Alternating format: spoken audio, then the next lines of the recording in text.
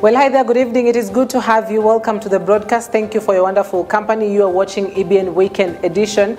We're coming to you live from Kenya's capital, Nairobi. We've got quite a jam-packed session lined up for you tonight. We've got a conversation around the benefits of drinking water. Did you know that a human body constitutes about 55 to 60% of water, which is critical for important functions such as your brain and your spinal cord? So this conversation we shall be having later on with my guest in studio, even as the country and the world marked International Health Day on 7th of April. So we'll be having a conversation around that later on. But before that, I'd love us to take a look at stories making headlines across the country. Here are the day's top stories. Clinical officers threatened to withdraw critical medical services on Monday next week if the government does not negotiate with the sector. Makueni County Level 4 hospital-based doctor convicted over terrorism charges as he awaits sentencing. Security officers warn of increased rowdy youth in political rallies, saying culprits will be culpable for their crimes.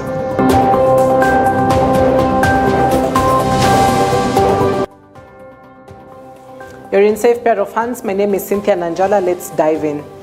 Milimani Law Court has today convicted a Makueni County Level 4 hospital-based doctor over terrorism charges. The said Dr. Mohammed Abdi Ali was attached at Water Level 4 Hospital in 2016 when he was arrested after the DCI got information that he was planning a biological terror attack to a water treatment plant in Makueni County. The prosecution told court that Ali at the time of arrest was enjoying salary as a doctor, money which came from innocent taxpayers he was planning to execute in mass numbers. The extremist medic is linked to the Islamic State group, suspected of plotting a biological attack on Kenya and recruiting university students to join the group in Libya and Syria. At the same time, Ali's wife, who was at the time an international medical student in Uganda, was arrested in Kampala, and who throughout the hearing was a co-accused terror suspect, was acquitted for lack of evidence. The court set April 22nd, 2024 as the sentence hearing date for the convict. And measures of concealment would be good evidence of such record. To prove this count, the prosecution, having proved that the accused person on count number 1 was a member of terrorist group, it must also prove that the accused person also collected information on terrorists and transmitted the said information for use in promoting a terrorist act. I've examined the evidence of PW 8, 9, 10, and 21 who testified, and it's not in doubt from the evidence of PW 1 that first accused operated several media accounts which were forensically examined by PW1 and produced before court. I have highlighted the ones that the court flagged out as of importance or relevance to this count. The evidence presented before court, it is not in doubt that the accused person was found in possession of a Samsung mobile associated with terrorism groups. The purpose of said information was for use in investigating and preparing for the commission of terrorist activities. So I thus find the prosecution has equally proved this charge on the phone that belonged to the second accused person. I find that the evidence was not conclusive to prove that he possessed. The witness played one video which was found on the second accused phone, which had no pictures, and other audios which were found to be in Arabic but were not translated for the court. The Kenya Union of Clinical Officers has declared its intention to escalate the ongoing strike, with plans to withdraw essential services starting Monday next week. This development is expected to deepen the healthcare crisis in the country. Now, the union clinical officers announced that all officers serving as aestheticians and other critical care specialists will cease their duties beginning Monday. KUSO chairperson Peterson Washira said the decision has been informed by the government's perceived lack of goodwill in addressing the ongoing strike. The clinical officers' strikes enters day 12 on Friday. We are saying the leadership in the county governments has failed Kenyans, because what now the example they are showing is one that can actually lead this country into anarchy, they are not showing any will, any goodwill in actually ending this strike. And you know, when Kenyans were saying they want health to be devolved, they wanted the health service to come close to where they are. They wanted health service to work. But now what we are seeing health being utilized for political endeavors, and that is why we are here today.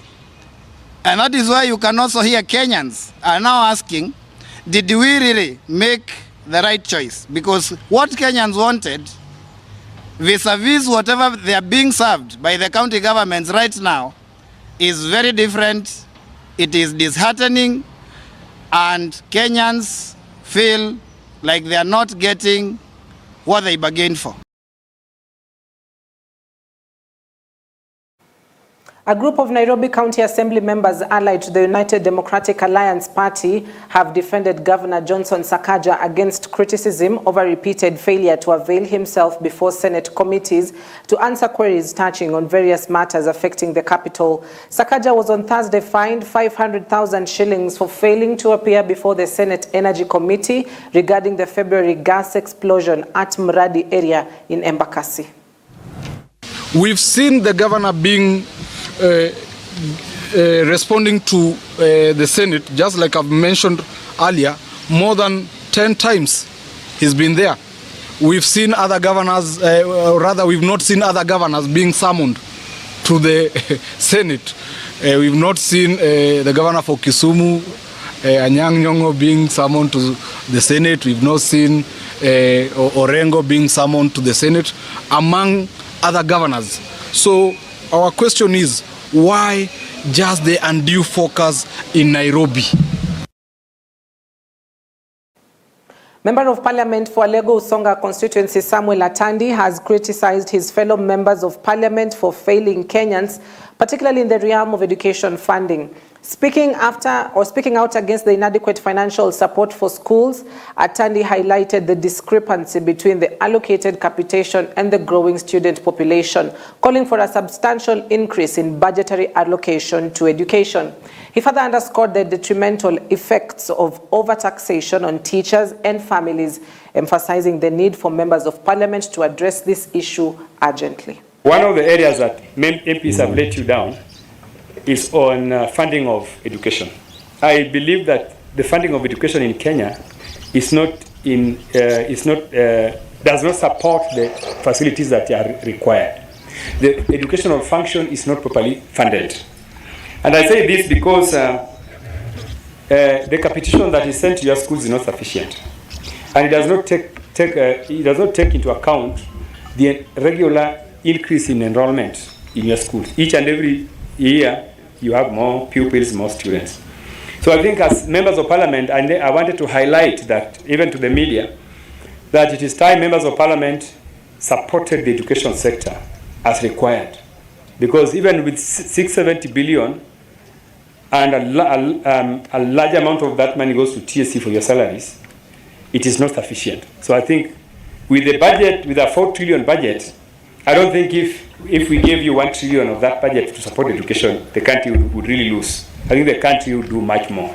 So I want to urge my colleague members of Parliament that it is time we enhance our financial support to education sector, because as we all agree, education sector is the most important sector, because this is the development of our community, development of our resources as a country, development of our people. Without people, there is no country.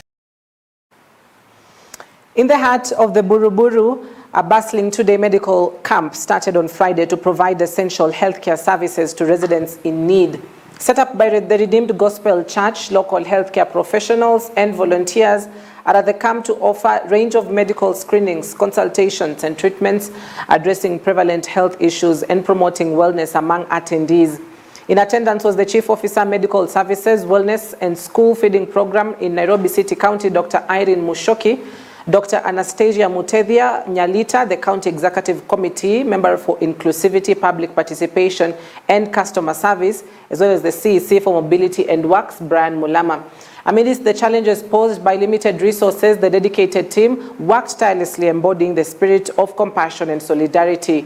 With each patient attended to, the camp serves as a beacon of hope, ensuring access to healthcare remains a fundamental right for all.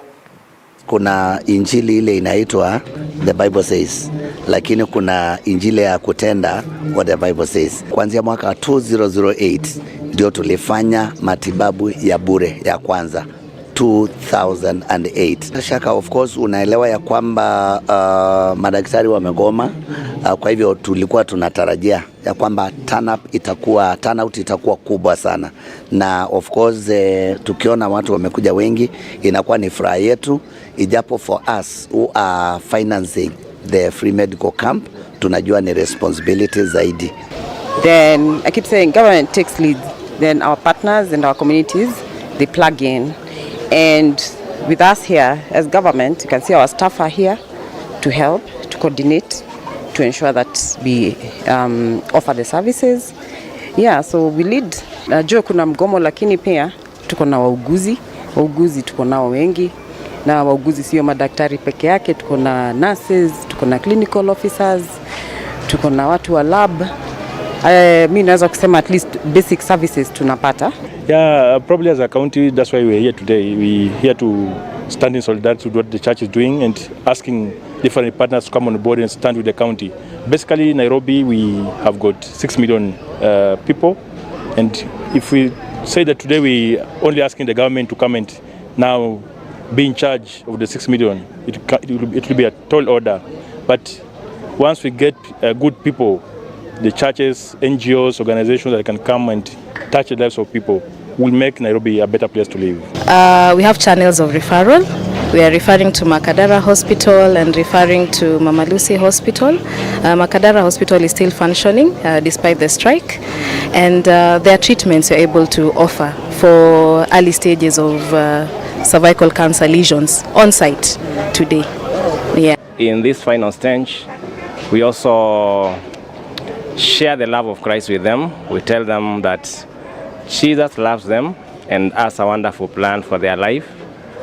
And we give them an opportunity to receive Jesus Christ as their personal Savior. In a bid to enhance digital trust in the digital business space, the national government has put in place measures to ensure personal data protection. Principal Secretary State Department for Economic Planning and Treasury James Muhati said that the government has brought in the Office of Data Protection Commissioner that is charged with responsibility of personal data. Speaking during the Information System Audit and Control Association annual conference in Mombasa, the PS said that the office will ensure that there is no more impersonation and fraud in business transactions. Has now brought in the Office of the Data Protection Commissioner, essentially to ensure that personal information or personal data is secured. It's not misused, as it were, to people to impersonate or encourage fraud in the transaction of businesses. So that is part of the policies and the actions that the government has taken to enhance trust in these digital services. The digital economy is a huge opportunity for us as more and more people become literate and as we invest in education at higher levels and at professional levels. And so this is an opportunity for us to deepen our understanding of what it takes to make real economic impact in this part of the world, in the digital space. Kwa mfano nimesikia wakizungumzia kuhusu vile teknolojia inaweza kutumika kwa kuboresha ukulima kwenye nchi.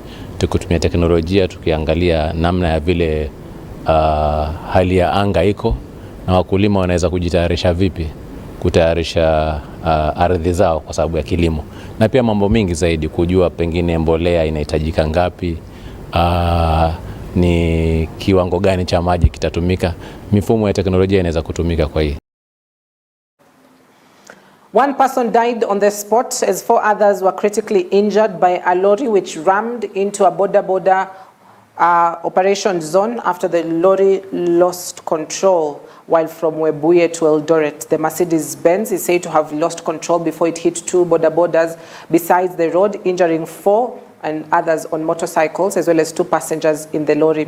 Now, the Lugari Sub-County Commander Bernard Ngungu said they are in pursuit of the driver who flew from the scene after the accident. The sub-commander said the deceased is a police officer based in Kericho and was on leave, and the injured were taken to Tarbo Sub-District Hospital as the deceased was taken to the Tembelio Hospital mortuary in Tarbo Sub-County. Kwa sijapata kweli ikitendeka, lakini nimepata ikiwa imefanyika. Nimepata maiti moja hapa ambaye ni mwili ya ofisa mmoja wa polisi, ilikuwa imebondwa na hii lori ilimwangukia. Walikuwa wanaenda wote line moja. So hii barabara imekuwa na driver ubaya sababu speed za hapa magari zinakimbia sana kwa kweli. Tunaomba serikali watusaidie, watuwekee bumps mbili hapa Spring Park, maana ni makazi ya watu. Hizi gari zinakimbia vibaya. Mimi nimepata huyu mtu akiwa amefinywa hapa. Nimepata akiwa anaweka mwili wake kwa gari. Ilikuwa ilimulalia na ikamvuruta hadi hapa na ikasonga pale mbele, ikapata yule mwingine hapo, naye kwa bahati nzuri ilimrusha kando. Ameumia, injury wamekuwa 3. Ampelekwa referral ambapo watujui hali yao venye inaendelea kwa sasa.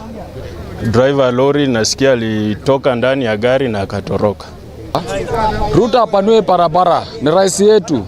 Hii barabara apanueko ndio watu wakuwe na barabara yao, gari barabara, pikipiki barabara yao.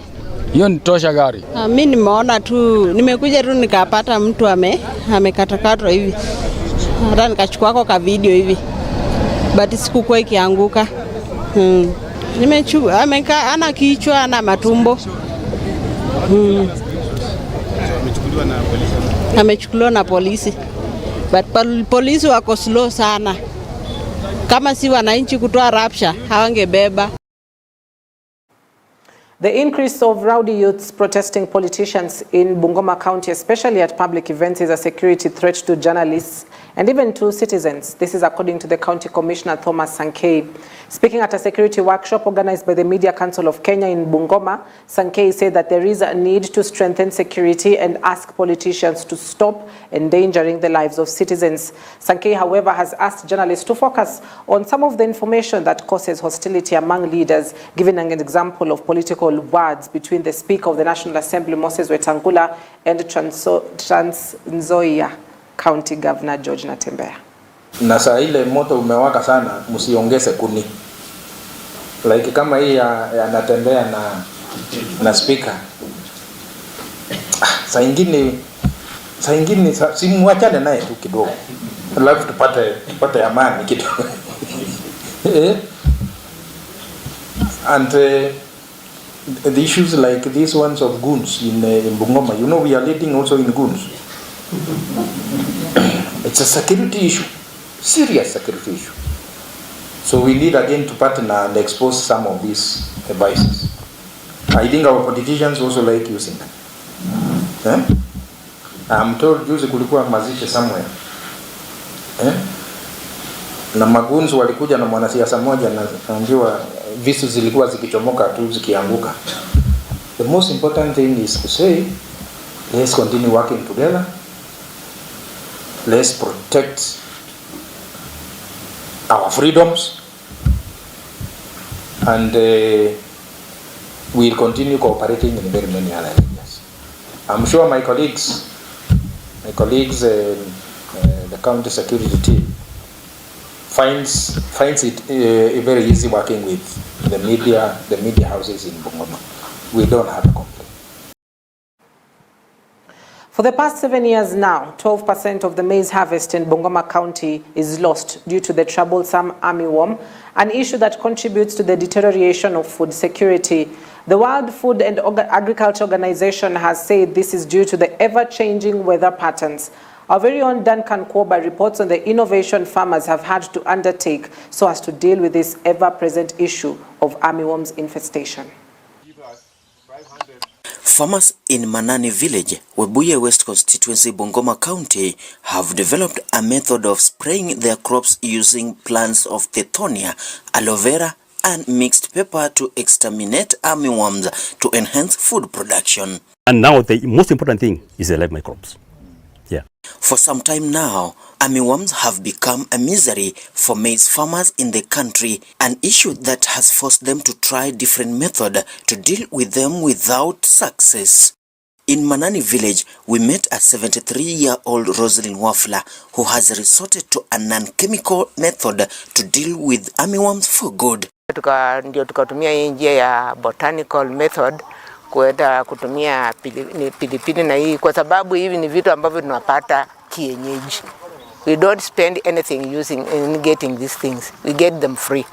Botanical fertilizers where we take 2 kilos of the donia, bekoraisi.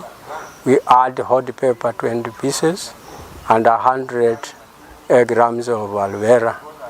We crush, mix and ferment it for 1 week, 7 days. According to the Food and Agriculture Organization FAO, armyworms have resulted from the climatic weather condition changes and the wrong farming method used by farmers in the country. Stanley Kemere is a coordinator of FAO in Kenya and supports this method. We are also enhancing capacity strengthening so that many technical officers can be able to be trained on, so that we have enough resources, human resources, to be able to advise our farmers so that they can be able to detect this and be able to apply the right agricultural practices that will be able to help manage this problem. The presence of armyworms causes a loss of 12% of maize harvest every season, an issue that the governor of Bungoma, Kenneth Lusaka, who dubbed as the chairman of Agricultural Committee in the Council of Governors in the country, has asked the governor to cooperate and fight the epidemic to strengthen food security. I want to thank FAO and the Chinese government for the intervention that they have put in place to support the county government of Bungoma. We have given them land, 8 acres in Mabanga, which is being used as a demonstration. And I'm happy that they have also reached out to more than 200 farmers to train them on how to manage the fall armyworm. I think the most important thing that we take away is sustainable management. Because how are we going to sustain the management of the fall arm so that it doesn't continue affecting our farm input? In 2023, between months of March and June, 5.4 million Kenyans face food shortage, an issue that has led Food and Agriculture Organization FAO to make effort to strengthen food production. Particularly use more biocontrol measures and making the fall armyworm management more sustainable. This is our purpose. And again, we use this platform. We're going to show laboring farmer how to make it sustainable management. We can also show the whole country how to do it. We can also show all the East African country how to do it. So this will be very, very meaningful work. I'm very sure, and with your support, all the partners work together, make this global and project, the demonstration project, very, very successful. Apart from these challenges facing corn farming, a farmer from the village of Manani advises farmers also to embrace alternative methods such as crop rotation if they are interested in making it commercial. Duncan Koba for EBN News, Bungoma County. Well, thank you, Duncan Koba, for that particular report. So allow us to take a quick break. But when we come back, we'll be getting into the conversation this evening on the benefits of drinking water. Sounds simple and yet a complex issue, because on 7th of April, the country and the world marked International Health Day. So this is something very important, because when you get sick, when you go to hospital, some of the things that they do check is your blood levels, your sugar levels, and how much water do you have in your body. So that conversation returns after the break. Stay with us. We'll be back shortly.